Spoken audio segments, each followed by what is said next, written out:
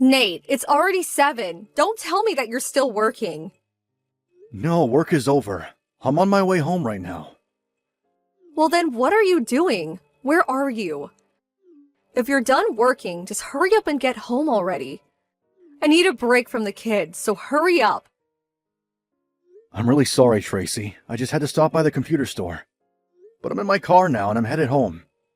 And just what are you doing stopping at stores on your way home? You know that when you get home, you need to take the kids off of my hands. You can't just make up excuses to come home later so that you don't have to watch the kids, Nate. But that's not what I was doing! I really was having problems with my laptop, so I just stopped into the store to have it looked at. I told you that I was going to be doing this when I left this morning, remember? I don't remember anything because I'm never ever getting enough sleep these days. You should have waited until this afternoon to tell me that I might have actually remembered. Okay then, I understand. I'm really sorry for the mix-up, and from now on, I'll wait until the afternoon to let you know of my evening plans. But I'm already on my way home now, and I shouldn't be more than half an hour getting there.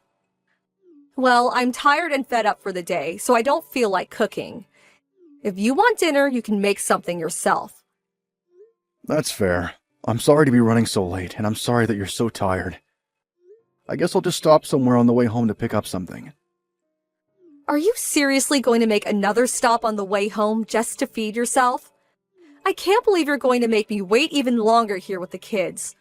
What is the matter with you? You're right. I'm really sorry. I don't know what I was thinking. I'll just hurry home and make something for myself once I'm there. I can't believe you need me to point out something like that in the first place. I know. I really am sorry. I just sent that message without really thinking. That much is obvious. I just told you that I need you home now, and you start talking about making even more stops before you get here. Do you even care about how stressed I am? Do you even realize how hard I work every day raising the kids? Tracy, I love and appreciate all that you do for all of us so much. I promise that once I get home, I'll take the kids off your hands, and if you want to go rest, I'll have no problem with that. And since I have the next couple days off, maybe you could take that time to plan a little vacation for yourself. I don't need you to try and kiss up to me with petty little offers like that. I know that you think you're being sweet, but all of it really does is tick me off. Okay, Tracy. I'm really sorry about that. And you need to stop thinking that you can just solve all of our problems by saying that you're sorry. Do you think that's all I want to hear from you? You sound like a broken record. I understand. I'll be more careful in the future. I mean, do you think that I want to be telling you all of this stuff? Do you think I want to be mad at you? The fact is that I'm holed up in the house all day, basically working around the clock. At least you can get out of the house and refresh yourself with your work before coming home. Well, I wouldn't say I'm exactly feeling refreshed after a long day at the office. So what? You're saying that you think I have it so much easier just because I'm a stay-at-home mom? That isn't what I'm saying at all. I'm sorry. I don't want you to be upset anymore. And I'm really sorry that I'm going home late tonight. I won't let it happen again. Whatever. Just hurry up and get home already. Talking to you is just making me more upset. In fact, nobody gets me mad like you do. Hey, Nate, I just wanted to apologize for the way that I was acting yesterday. What do you mean, Tracy? I just mean that I shouldn't have said all that I did last night. I mean, that you're not... I know that you're not trying to do anything wrong, but I took out my frustration on you anyways. No, you were right to be upset, and I was coming home later than I promised you. But I said so much horrible things to you, even though I know that you do care about this family and that you do put in work. Not as much as I do, of course, but still. I know. I'm really sorry the only times it feels like I get to spend with the kids are after work and on the weekends. You put up with a lot, and I know that you look forward to getting to take a break when I get home. I know, but I didn't need to get so upset with you just for making a stop on the way home. I guess I just been feeling so angry and stressed lately. I just want you to know that I didn't mean to act the way I was acting yesterday. Okay then, if that's how you feel. Thank you for your apology. It means a lot. You really are a good husband, and I love you so much, Nate. I love you too, Tracy. And I'm sorry that you've been feeling too stressed out lately. I think it's just that now that our kid can walk on his own, I'm always worried that he's going to get into trouble or hurt himself. I just can't afford to take my eyes off of him. Oh, I see. So things have gotten more intense now that he can move by himself. I get that would be stressful to deal with every day. That, and I'm just always worried if I'm doing enough to make sure that he grows up healthy. I don't want to push him too much, but I don't want him to be slow to develop. Are you talking about him learning how to talk or something like that? Well, that's just it. Our child hasn't said a single word yet.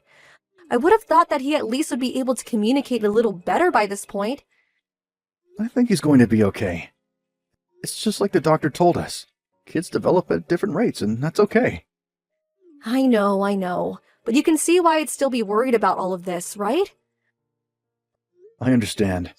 But as far as learning to walk and move around, I think he's more or less on a schedule for his age. But even if he wasn't, I don't think anyone would be to blame for it. I just think that he's doing things in his own time. I know what you're trying to say, but I still just feel really nervous about all of this. I don't know. Maybe I'm just overthinking all of this. But what if I'm not doing enough to be a good mother to him? Maybe we should have never even had any kids in the first place.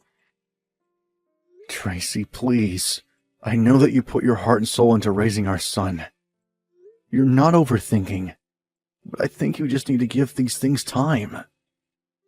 I know, but how much time until we've given him too much time and nothing's changed? I'm sorry, I can't help how I feel. And when I start to feel like this, I get angry and then always end up taking it out on you. Tracy, you seem really exhausted with all of this. I don't know. Maybe I just need a mental break or something. Maybe it's just a little too much for me right now. I just feel like I can't even control my emotions anymore. But I don't know what I can do. It's okay. I know that you don't mean what you say when you get upset. But what if it stops just being words and I end up hitting you or something? I would never forgive myself if I did that. Or worse yet, what if I lost my temper with our kid and did something horrible? That would be the worst outcome. But I don't think we need to worry about you doing any of that. You're a very strong woman, and I don't think you're going to snap just like that. But I see now that we need to come up with a way to relieve some of the stress you're carrying. I think so too, but I don't know what we could do. Maybe I could spend some time with my parents, away from the house for a little bit. You mean that you'd think it'd help to have some time to yourself? I think so, yes. But I know that isn't fair to you, Nate. Well, just how long would you want to be away from us all? I'm not sure. Maybe a month at the most? Would that be okay? If you think that's what it's going to take to recenter yourself, then I think that's just fine. You really mean it? I'm not asking too much? If anything, maybe I've been the one asking too much from you. I'm just glad you told me all of this before anything bad really did happen. And you're sure that you're going to be okay looking after the kid? I think that the two of us are going to be just fine. But if I ever feel like it's becoming too much, I'll reach out to my parents for a little help. So things are going to be totally fine here. You just worry about getting the rest that you need. Oh, Nate, thank you so much. I'm so sorry to have to do this to you. Tracy, I'm the one who's sorry for not noticing how much you were putting yourself through with all of this until now. You go home to your parents and rest up, okay? I will. I'll take the time I need to feel better. And when I come back, I'm going to be an amazing mother. Hey, Megan, are you there? I see I have a couple of missed calls from you. Sorry, I was sleeping and didn't see them until now. Is everything okay? Oh, wait, you're sleeping? It's almost noon. Yeah, I know. But I was up really late last night trying to put George to bed, and I didn't get much sleep the night before either. You mean that he's still crying every night? It's really weird, actually. When he was a newborn, he never used to cry at night when it was bedtime. But after he turned 1, he started crying every night non-stop. I couldn't get him to go to sleep until around 5 in the morning. Oh, well, that explains why you were sleeping until now. That must be a lot to deal with on your own. Well, my mom comes over every now and then to help out, and that really does help a lot. Well, that's good. But I still can't believe that Tracy is making you do all of this by yourself. I think it's really mean of her to do so, actually. No, she isn't doing this for any bad reason. She was just really stressed from taking care of George all the time, and she needed to take some time for herself at her parents' place. That's what you told me, but don't you think you're being a bit too soft on her? I don't think that at all. I think that she's put in a lot of work and deserves to take a break. But while she was taking care of the kid, you were working, and then you would take over watching George after you got home. It sounds to me like the person who didn't have any time for themselves all day was really you. Well, I wasn't just going to help my Tracy raise our children together. Sure, but do you raise them together? From my understanding, when you get home, Tracy goes into her room to rest for the night. It sounds to me like she puts everything on you the moment you walk through that door. It just doesn't seem fair to me is all. Well, I guess all couples do things differently then. But if taking on all this now means that Tracy will be more prepared in the future, then I don't see a problem with any of this. I can handle this. I know it. Well, that's not what Mom was telling me. She told me that the last time she went over to your place, you looked as if you were about to pass out while standing. I just need to make it through this month, just until Tracy comes back. I know that everything is going to be worth it after that. We're going to do things together after that. Nate, you really need to open your eyes to what's happening. You're working hard for nothing. You have to leave your wife. Wait, what? Megan, you can't be serious about that. Why can't you see that Tracy is just using you? She's not good enough for you, Nate. Just where is all this coming from? I don't understand why you feel the need to insult Tracy like this. You would if you knew the type of person your wife really is. And so you're telling me that you know Tracy better than I do? Okay, I guess I'll just have to come out and say it. Tracy is not the woman that you think she is. She is nothing but a liar who made up feeling bad so that she could take advantage of your kindness and sleep around on you. What? You think that Tracy is cheating on me? Is this supposed to be some kind of joke? It's not funny. I hate to be the one to tell you this, but you're my little brother, and you should know the truth. And think, would I lie to you about something like this?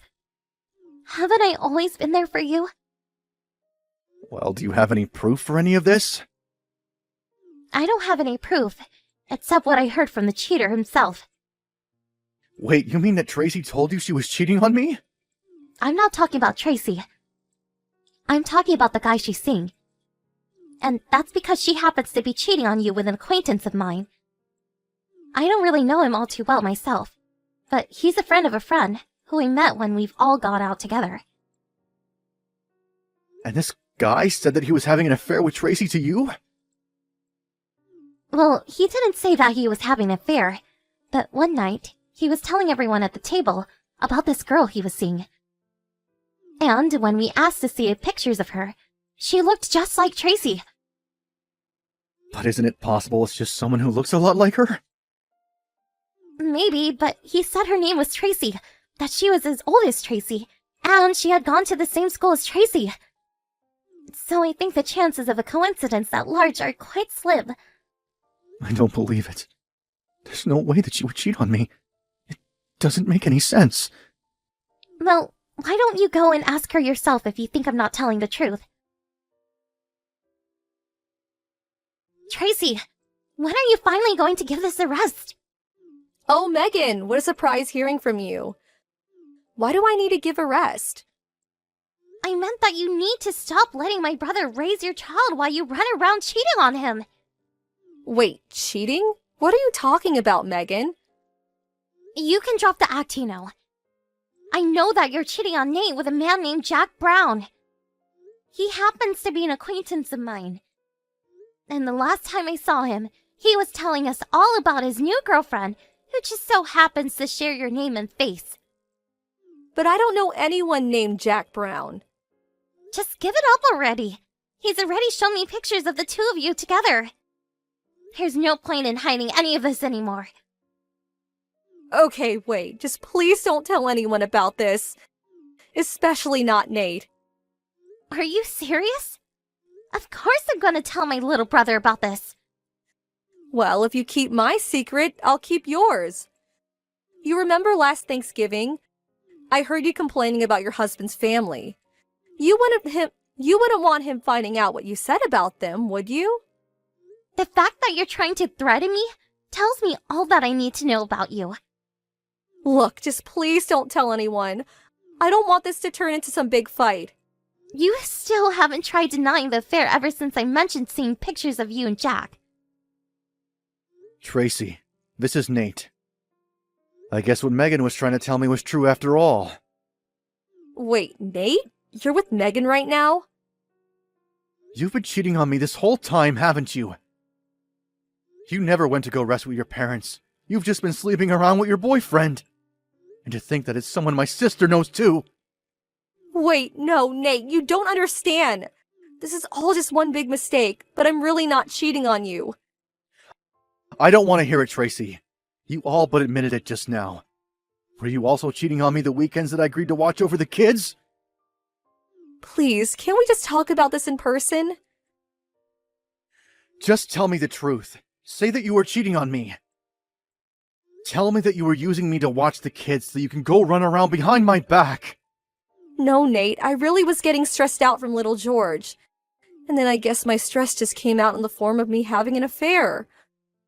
Was that excuse of yours supposed to make me feel better? You lied to me and tricked me, and nothing is going to change that.